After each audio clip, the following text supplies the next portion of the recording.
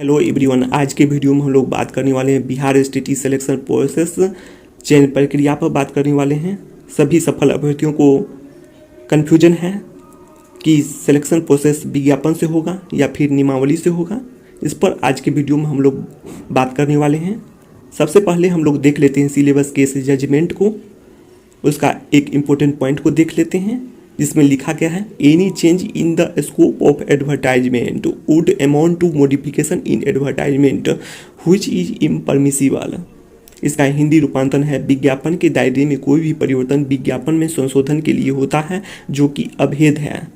इस पर आज के वीडियो में हम लोग बात करेंगे डिटेल्स में। सबसे पहले देख लेते हैं सिलेबस केस जजमेंट की मुख्य बातें, इसको भी हम लोग देखेंगे वीडियो में आगे। तो आइए वीडियो को शुरू करते हैं।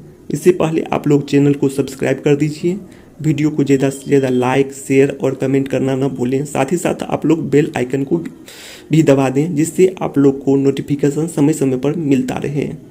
अब वीडियो को शुरू करते हैं।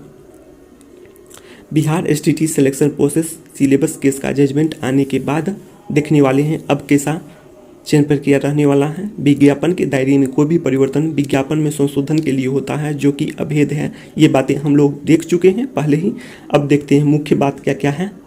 इसमें लिखा गया है कि यह है कि याचिकाकर्ताओं ने मूल विज्ञापन के अनुसार एसटीटी लेने के लिए आवेदन किया था और जनवरी 2020 में आयोजित परीक्षा में भी उपस्थित हुए थे। ऐसा बात लिखा गया है कि कोई भी कैंडिडेट्स रहे, कोई भी अभ्यर्थी रहे, मूल विज्ञापन के अनुसार ही आवेदन करते हैं, अप्लाई करते हैं, उसके बाद फिर परीक्षा में उपस्थित भी हो गए। ये भी बात कहा गया है। तो अब विज्ञापन में कोई चेंज नहीं हो सकता है, ऐसा इस पॉइंट से भी क्लियर होता है। अब आगे भी देखते हैं। किसी भी मुद्दे पर कोई आपत्ति नहीं की, ये भी बताया गया है कि पाठ्यक्रम निर्धारित नहीं किया जा रहा है या इसमें कोई कमी है, विज्ञापन या परीक्षा के संचालन का तरीका इस सब में कोई कमी है, इस पर सवाल उठाना था।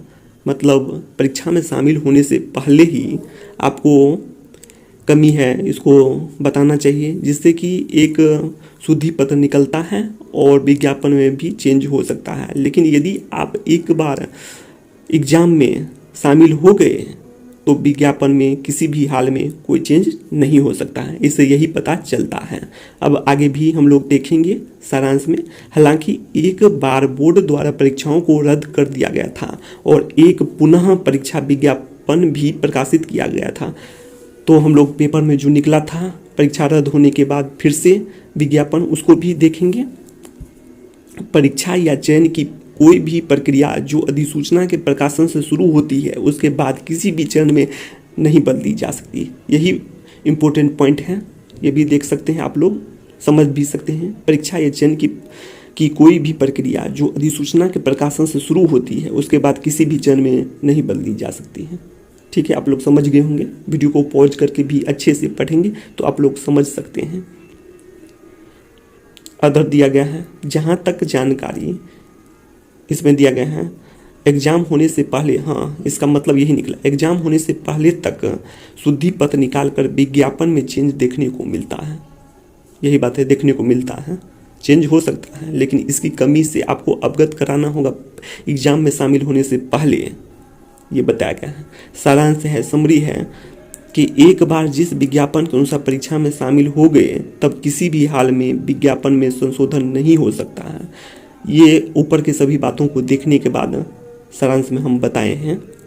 विज्ञापन के दायरे में कोई भी परिवर्तन विज्ञापन में संशोधन के लिए होता है जो कि अभेद है। ये सभी देख चुके हैं आप लोग भी।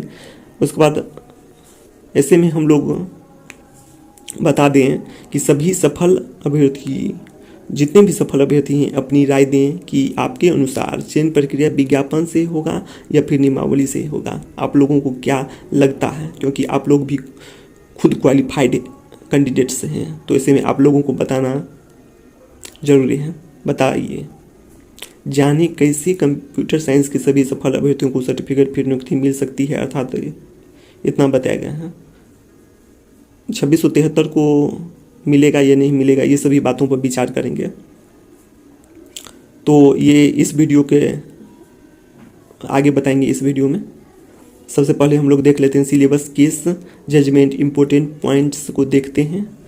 इसको आप लोग वीडियो को पॉज करके पढ़ लीजिए। ये हिंदी रूपांतरण है, जो जजमेंट आया था उसका 14 पॉइंट है। इसमें आप लोग देख सकते हैं कि याचिकाकर्ताओं ने मूल विज्ञापन के अनुसार एसटीटी लेने के लिए आवेदन किया था। वही बात है जो हम पहले बता चुके हैं, उसी को आप लोगों को विश्वास के लिए बता दी है फिर से। और जनवरी 2020 में आयोजित परीक्षा में भी उपस्थित हुए थे। किसी भी मुद्दे पर कोई आपत्ति नहीं की, पाठ्यक्रम निर्धारित नहीं किया जा रहा है या फिर कोई भी कमी है, उसको पहले बताना चाहिए था। यही बात कहा गया इसमें भी, या इसमें कोई कमी है विज्ञापन में तो या फिर परीक्षा संचालन का तरीका में, ये सभी बात पहले बताना चाहिए था, उपस्थित होने से पहले, मतलब 2020 जनवरी में उपस्थित होने से पहले। यही साफ क्लियर बता दिया गया है इसमें भी। हालांकि एक बार बोर्ड द्वारा परीक्षाओं को रद्द कर दिया गया था और एक पुनः परीक्षा विज्ञापन भी प्रकाशित किया गया था। याचिकाकर्ताओं ने वर्तमान रीट आवेदन को स्थानांतरित कर दिया है, ऐसा कुछ बताया गया। अब उतना डिटेल्स में देखना नहीं, आप लोग खुद वीडियो को पॉज करके पढ़ सकते हैं। ये देखिए, इसका ये पॉइंट देख सकते हैं आप लोग, क्या बताया गया है इसमें।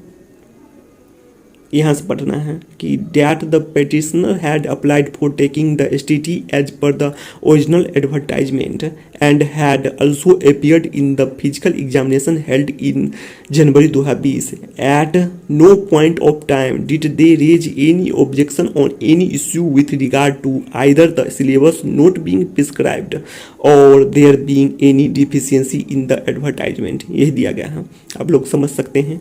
आप लोग खुद क्वालिफाइड कैंडिडेट्स हैं, इसलिए आप लोग वीडियो को पॉज करके इंग्लिश भी देख सकते हैं 14 पॉइंट, या फिर आप लोग ऑफिशियल वेबसाइट से जाकर जजमेंट कॉपी डाउनलोड करके खुद पढ़ सकते हैं और समझ सकते हैं।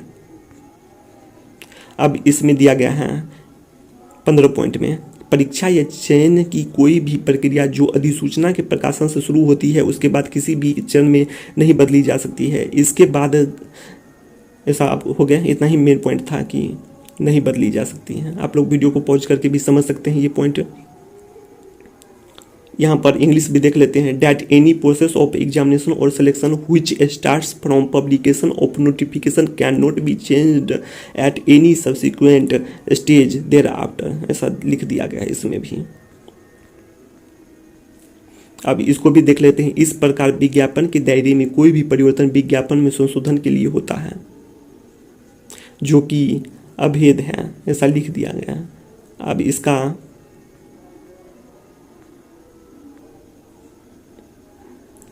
इंग्लिश पॉइंट भी देख सकते हैं आप लोग। Thus, any change in the scope of the advertisement would amount to modification in the advertisement, which is impermissible, ऐसा कुछ लिख दिया गया है। आप लोग वीडियो को पॉज करके पढ़ सकते हैं या फिर जजमेंट का कॉपी डाउनलोड करके पढ़ सकते हैं और समझ सकते हैं।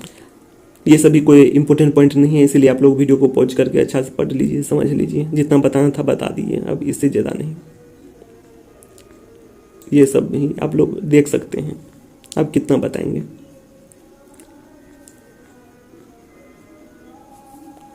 अब है ये जाने कैसे कंप्यूटर साइंस के सभी सफल अभ्यर्थियों को सर्टिफिकेट फिर नियुक्ति मिल सकती है, अर्थात 2673 अभ्यर्थियों को भी क्या मिल सकता है, इसको देखने वाले हैं। यहाँ पर देखते हैं, एक यहाँ जो लिखा हुआ है इसमें लिखा गया है, सबसे पहले ऊपर को पॉइंट देखते हैं तो इसमें लिखा है निर्धारित पेपर 2 के तहत कंप्यूटर साइंस विषय में पूर्व प्रदर्शित रिक्ति के अतिरिक्त दिया गया है 1000 रिक्तियों के लिए माध्यमिक शिक्षक पात्रता परीक्षा 2019 का आयोजन किया जाए। ऐसा शिक्षा विभाग का लेटर बीएसबी के लिए है। और इसमें यह भी लिख दिया गया है कि इस क्रम में यह भी सूचित करना है कि माध्यमिक शिक्षक पात्रता परीक्षा 2019 में माध्यमिक उच्च माध्यमिक प्रक्षेत्र अंतर्गत विभाग द्वारा माध्यमिक शिक्षक पात्रता परीक्षा 2019 के लिए उपलब्ध कराई गई रिक्तियों के बराबर, मतलब कुल पद के बराबर। ये 2 बात लिखी गई थी इसमें, शिक्षा विभाग ने लेटर भेजा था इसमें बीएसबी के लिए शायद, तो इसमें ये बात लिखी गई है। तो इससे निष्कर्ष ये निकलता है या तो कुल पद के बराबर होगा या फिर 2673 मतलब कैंडिडेट्स को पास किया गया होगा, क्वालिफाइड किया गया होगा कंप्यूटर साइंस में। ये बात क्लियर होती है। 2 में से एक बात होगा, या तो 1673 कुल पद के बराबर विज्ञापन के अनुसार निकाल दिया होगा जितने क्वालिफाइड हैं। इन बातों से तो यही क्लियर होती है। तो वही बात है, यदि पद के अनुसार रिजल्ट दिया होगा तब तो सभी का जॉब हो जाएगा, मतलब पात्रता रखते हैं, बात ही खत्म है। 1000 पद हो भी सकता है, मतलब ऐड हो भी सकता है। कारण बता दिए हैं कि कारण यह है कि एक है कारण कि देखा जाए तो जितना विद्यालय है उस अनुसार कंप्यूटर शिक्षक की बहुत ही कमी है, बहुत ही कमी है। कारण पहला ये है, विद्यालय में कंप्यूटर संबंधित बहुत काम होता है, ऐसे में कंप्यूटर शिक्षक की आवश्यकता बहुत ज़्यादा है, जबकि वैकेंसी काफ़ी कम है। और तीसरा कारण है कि वर्ग 9th एंड 10th के लिए कंप्यूटर शिक्षक अर्थात पेपर 1 आयोजित नहीं होता है। यह भी बात है, सभी विषयों के लिए होता है, सिर्फ एक कंप्यूटर ही एक ऐसा सब्जेक्ट है जिसके लिए नहीं होता है। समझ सकते हैं, सभी के लिए होता है। और कंप्यूटर की आवश्यकता भी काफ़ी है, शिक्षक की आवश्यकता काफ़ी है, बहुत काम होता है। बात डिजिटल इंडिया की होती है तो कंप्यूटर शिक्षक की आवश्यकता ज़्यादा होगी, बिल्कुल सही बात है। यदि बिहार गजट अगस्त 2019 अर्थात नियमावली 2017 को निरसन नहीं किया जाता, जो कि नियमावली 2020 में कर दिया गया, 2020 में कर दिया गया है। यदि गजट में देखें, आप लोग गजट को वेबसाइट से डाउनलोड करके भी पढ़ सकते हैं, ऑफिशियल वेबसाइट से, उसमें ये बताया गया है कि शिक्षक आप लोग देख सकते हैं, इसमें क्लियर कर दिया गया था, लेकिन नियमावली 2020 में इसको हटा लिया गया है, ये पॉइंट को ही हटा लिया गया। ऐसे में सभी लोग कह सकते थे कि इतना टीचर होना चाहिए, इसलिए इस पॉइंट को देखिए आप लोग। इसमें बताया गया है कि 1 शिक्षक होना चाहिए, 20 शिक्षक होना चाहिए जो कि उच्च माध्यमिक विद्यालय, उसका मतलब आप लोग समझ सकते हैं 10+2 स्कूल में 20 शिक्षक होना चाहिए, जिसमें से बताया गया 8 शिक्षक माध्यमिक कक्षाओं के लिए होना चाहिए, मतलब 9-10 के लिए, और उच्च माध्यमिक के लिए होना चाहिए 11 शिक्षक, उसमें से 1 शिक्षक होना चाहिए कंप्यूटर का, बता दिया गया इसमें भी। साथ साथ बताया गया कि कंप्यूटर सहायक भी होना चाहिए, जैसे कि प्रयोगशाला है उसके लिए कंप्यूटर सहायक भी होना चाहिए, ये भी बताया गया है, समझ सकते हैं। और माध्यमिक विद्यालय जो कि 9-10 जो स्कूल होगा उसमें भी बता दिया गया है कि कंप्यूटर का 1 शिक्षक होना चाहिए और कंप्यूटर सहायक भी होना चाहिए। ऐसे में 9-10 के लिए भी एग्ज़ाम होना चाहिए था ऐसे में, इससे तो ये भी बात क्लियर होता है। लेकिन अब सब इस नियमावली में चेंज हो चुका है, जो कि नियमावली 2020 है। जितने भी हैं पूर्व के अधिसूचना जितने भी हैं सभी कुछ निरसन हो चुका है, जितना नियमावली है सब कुछ 2020 में। अब देख लेते हैं, ये है बिहार विद्यालय परीक्षा समिति पटना का विज्ञप्ति संख्या है इतना 182 2020 ऐसे करके कुछ था। आप लोग कन्फर्म कर दीजिए क्या यही पेपर बिल्कुल सही है। आप लोग भी देखे होंगे, ये पेपर जरूर देखे होंगे, सफल अभ्यर्थी जितने भी हैं देखे होंगे।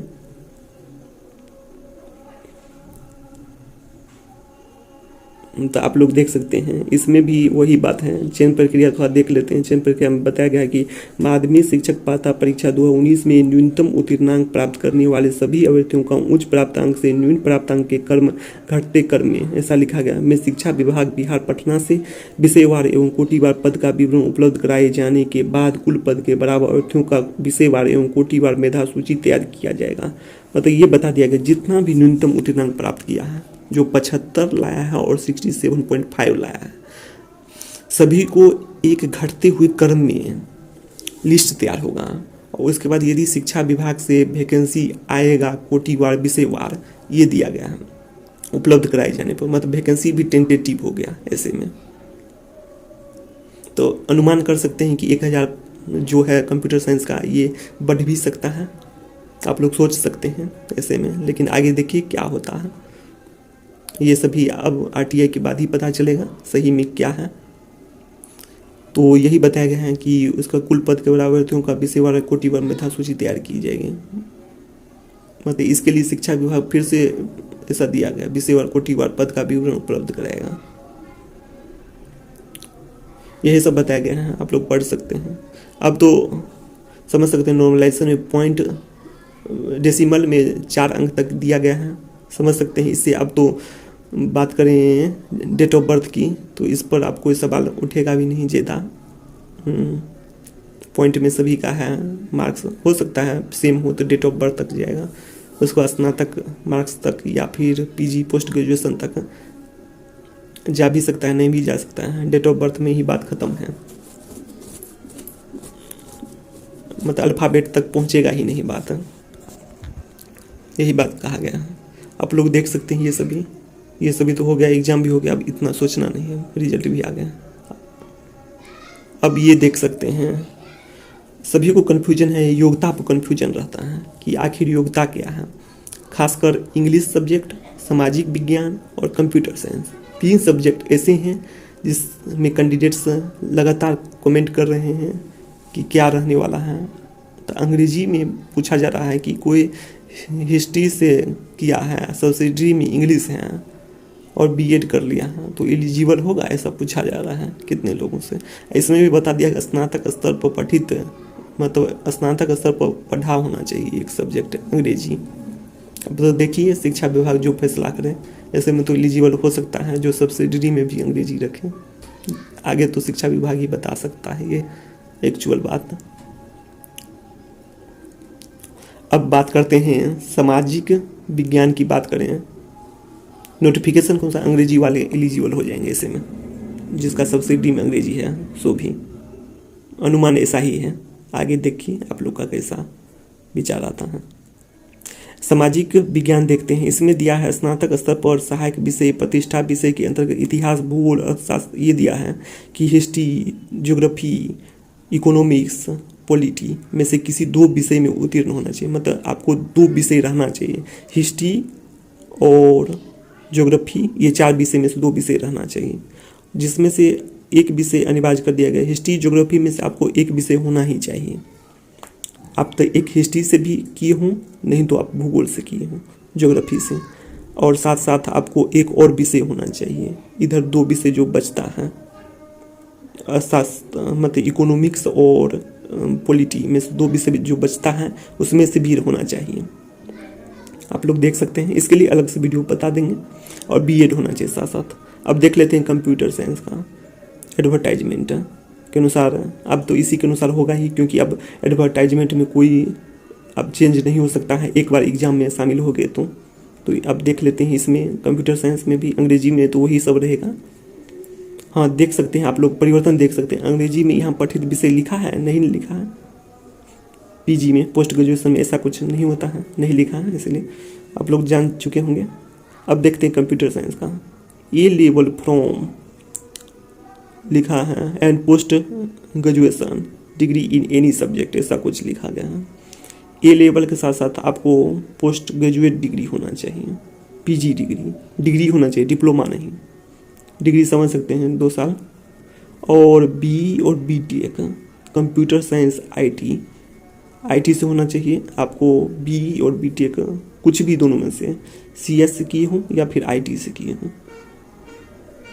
और उसके बाद बीटेक किसी भी सब्जेक्ट, किसी भी स्ट्रीम से किए हों, डिप्लोमा ले लिए, यही बात है। 1 साल का डिग्री होना चाहिए, किसी यूनिवर्सिटी से होना चाहिए। और एमएससी कंप्यूटर साइंस एमसीए दिया गया है, और इक्विवेलेंट दिया गया है, हाँ तो ये सभी एलिजिबल हैं।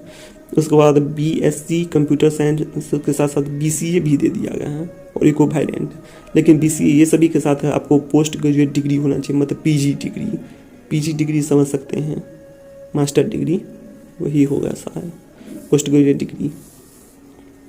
और post graduate diploma in computer दिया गया है, मतलब पीजी डिप्लोमा भी किए हो प्लस में पीजी ग्रेजुएट डिग्री भी कर लिए, तो दोनों कर लिए तो आप लोग फिर से एलिजिबल हो जाएंगे, दोनों कर लिए फिर भी। उसके बाद बी लेवल दिया गया है एंड पोस्ट ग्रेजुएट डिग्री। उसके बाद सी लेवल दिया गया है, और उसका एमसीए दिया गया है। एमसीए मतलब 6 सेमेस्टर का वाला भी दे दिया गया, एलिजिबल हो जाएगा। एमसीए वैसे आप लोग समझते हैं 4 सेमेस्टर का होता है, तो 6 सेमेस्टर वाला भी एलिजिबल हो जाएगा। यही सभी बात है। उसके बाद आप लोग देख सकते हैं मैथिली भी है, मैथिली में भी वैकेंसी है, मैथिली में भी दे दिया, पीजी डिग्री होना चाहिए और बीएड भी होना चाहिए। आप लोग सभी सब्जेक्ट देख सकते हैं, अंग्रेजी भी देख सकते हैं, गणित भी देख सकते हैं, सभी में पीजी चाहिए और बीएड चाहिए। और उसके बाद आप लोग जूलॉजी देख सकते हैं, बॉटनी देख सकते हैं, केमिस्ट्री, फिजिक्स ये सभी देख सकते हैं। इस सब में कुछ खास है नहीं, जो था सो कंप्यूटर में और सोशल साइंस में और इंग्लिश में, ये सभी में कन्फ्यूजन था लोगों को। जितने भी बहुत सारे कमेंट आए हैं, यही 2 विषय में ज़्यादा, खासकर कंप्यूटर साइंस और सोशल साइंस, हाँ 2 में। उत्तीर्णांक आप लोग देख सकते हैं, उत्तीर्णांक दिया है 50% सामान्य के लिए। सामान्य में आ जाएगा जो कि सामान्य लिखा है, सामान्य में तो सभी आ जाएगा। ऐसे में यहाँ पर कहीं भी महिला का उल्लेख नहीं किया गया, तो महिला भी आ जाएगी सामान्य में। जो भी EWS है ये सभी भी आ जाएंगे सामान्य में। इसके लिए एक वीडियो पीछे बता दिए हैं, पिछला वीडियो आप लोग नहीं देखे, देख सकते हैं जाके प्रीवियस वीडियो। उसके बाद दिया गया है प्रमाण पत्र दिया गया है। अब तो जो क्वालिफाइड है सभी को देना चाहिए प्रमाण पत्र, और साथ ही में साथ जितने क्वालिफाइड हुए हैं सभी को मिलना चाहिए, यही रूल है। और प्रमाण पत्र की वैधता 7 साल की, अब उसको आजीवन कर दे तो और अच्छा है, वही बात करेंगे बाद में। और इस पर ये बता दिए क्या री एग्जाम के लिए जो विज्ञापन निकला उसका विज्ञप्ति संख्या यही है, मतलब जो 182/2020 है, आपको बताना होगा। यही नोटिफिकेशन था, मतलब ये आपको कंफर्म करना है ये, ठीक है। और अब वीडियो को लास्ट करते हैं, तो इससे पहले आप लोग चैनल को सब्सक्राइब कर दीजिए, वीडियो को ज़्यादा से लाइक शेयर और कमेंट करना ना भूलें। साथ साथ आप लोग बेल आइकन को दबा